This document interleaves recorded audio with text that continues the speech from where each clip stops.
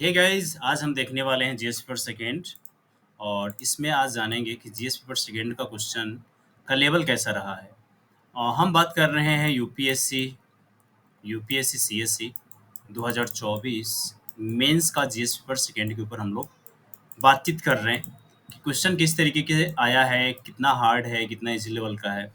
इन तमाम चीज़ों के ऊपर बातचीत करेंगे। एक बात अगर मैं आपसे सवाल करूँ कि क्या तुम लोग मूवी देखते हो, वेब सीरीज़ देखते हो, तो आप कहोगे कि यार यार मैं तो यूपीएससी का एस्पिरेंट हूँ, मैं नहीं देखता, हमारे पास टाइम नहीं है। जिस पर सेकेंड में आयोग ने दो क्वेश्चन पूछे हैं, दो हॉलीवुड मूवी से, और दोनों क्वेश्चन है 15-15 मार्क्स के, यानी कि 30 मार्क्स के क्वेश्चन उधर से पूछे गए हैं। एक आपने विंटर वाला और एक ट्विस्टर वाला क्वेश्चन देखा होगा पेपर फर्स्ट में, वहाँ से ये क्वेश्चंस बने हैं। खैर वो तो बात की बात है, आगे करेंगे। अगेन देखो तो 20 क्वेश्चन पूछे जाते हैं दोस्तों, ठीक है ना। और 1 से 10 तक का जो क्वेश्चन होता है उसमें 150 शब्दों में लिखना होता है, और यहाँ पे आपको 10 नंबर का क्वेश्चन पूछा जाता है। और जो 11 से लेकर के 20 तक का क्वेश्चन होता है वो 250 शब्दों में लिखना होता है, और यहाँ पे 15 नंबर आपको मिलते हैं। आप यहाँ पे देखो तो यहाँ पे डायरेक्टली मेंशन किया गया है कि 1 से 10 150 शब्दों में लिखना है, और 11 से 20 250 शब्दों में लिखना है, ठीक है। और जो पेज आपका ब्लैंक बच जाएगा वहाँ पे आपने कट कर देना, क्रॉस कर देना, आयोग के द्वारा कहा गया है। यहाँ पे देखो पहला क्वेश्चन ये है, आप देखो तो 150 शब्दों का है और 10 नंबर का है। 10 नंबर 10 नंबर 10 नंबर, ठीक है।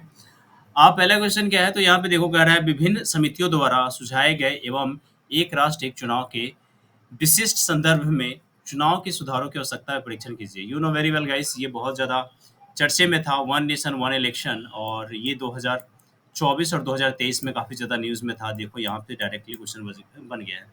अब ऐसे क्वेश्चन को आप क्या कहोगे, टोटली करेंट अफेयर बेस्ड ये क्वेश्चन आया है, ठीक है ना। सॉरी गाइस, माफ करना। फिर आप यहाँ पे देखो लोक अदालत और आर्बिट्रेशन ट्रिब्यूनल से यहाँ पे क्वेश्चन पूछा गया, अगेन पॉलिटी से क्वेश्चन है। और यहाँ पे है certain civil as well as criminal cases से यहाँ पे क्वेश्चंस पूछे गए हैं। उसके बाद आप देखोगे तो cabinet system has been the particularly resulted in the marginalise of the parliamentary supremacy के ऊपर क्वेश्चन है। पार्लियामेंट्री सुप्रीमेसी से क्वेश्चन पूछा गया, किसका। उसके बाद आप देखोगे कंट्रोलर और auditor general is not merely ensure the, ठीक है ना। तो यहाँ पे कंट्रोलर एंड एडिटर जनरल से क्वेश्चन आ गया है। नियंत्रक नियंत्रक एवं महालेखक परीक्षक से यहाँ पे क्वेश्चन पूछा गया है।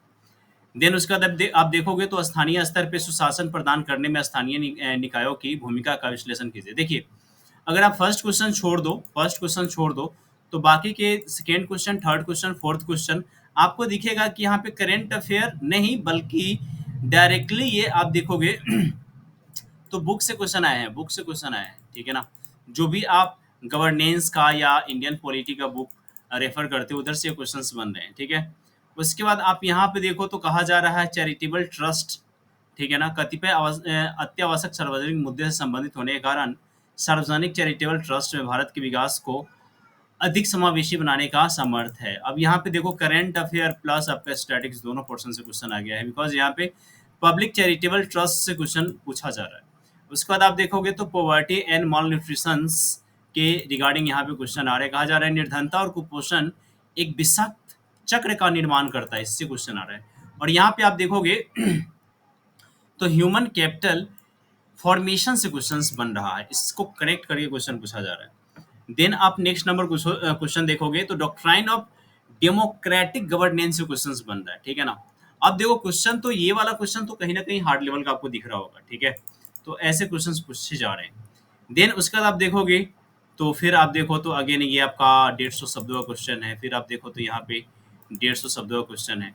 और यहाँ पे आप देखो तो क्या चीज़ से क्वेश्चन पूछा गया है, तो पश्चिमी भारत को, यानी कि ये आपका आईआर से आ गया, आईआर से क्वेश्चन आ गया, ठीक है। आईआर से क्वेश्चन पूछ लिया गया। देन आप यहाँ देखो तो मध्य एशियाई गणराज्य, ये भी आपका आईआर से क्वेश्चन आ गया। फिर आप देखो हाल ही में पारित अभी हाल ही में पारित तथा लागू किए गए लोक परीक्षा, ठीक है ना। और इसको 250 शब्दों में लिखना है, ठीक है। Prevention of unfair means act 2024 से क्वेश्चन आया है, देखो एकदम रिसेंट का है ये। उसके बाद आर्टिकल 21 इतना इंपॉर्टेंट है मैं बता नहीं सकता। ये देखो आपका आर्टिकल 21 जो आप देखोगे या राइट टू प्राइवेसी आप देखोगे तो ये आपका प्रीलिम्स का भी फेवरेट टॉपिक है और मेंस का भी फेवरेट टॉपिक है। तो कहीं ना कहीं कभी कभी प्रीलिम्स से भी आपको मेंस का पता लग जाता है किस तरह के क्वेश्चन आने वाले हैं, ठीक है ना। देन आप 14 नंबर 13 नंबर क्वेश्चन आप देखोगे तो यहाँ पे कहा जा रहा है केंद्र सरकार ने केंद्र केंद्र राज्यों के संबंध के बीच में हाल ही में क्या बदलाव किए हैं और संघवाद को मजबूत करने के लिए तथा केंद्र और राज्य के बीच में विश्वास पैदा करने के लिए कौन कौन से उपाय सुझाए गए हैं, इसके ऊपर क्वेश्चन पूछा जा रहा है। जनहित याचिका के ऊपर क्वेश्चन है गाइस। फिर उसके बाद आप देखोगे धर्मनिरपेक्ष राज्य के ऊपर क्वेश्चन आ गया है, ठीक है। उसके बाद आप देखोगे तो नागरिक केंद्रित प्रशासन के ऊपर क्वेश्चंस आए हैं। फिर लोक स्वास्थ्य देखभाल के लिए क्वेश्चन है, फिर गवर्नेंस सेवा है, फिर आतंकवाद वैश्विक शांति एवं सुरक्षा के लिए एक बड़ा खतरा बनता जा रहा है, इसके ऊपर क्वेश्चंस है। एंड लास्ट नंबर क्वेश्चन देखोगे तो वैश्विक व्यापार और ऊर्जा के प्रवाह के लिए ये क्वेश्चन है, ठीक है ना। इसका एनालिसिस आपको बहुत जल्द अनस्टॉपेबल पे मिल जाएगा।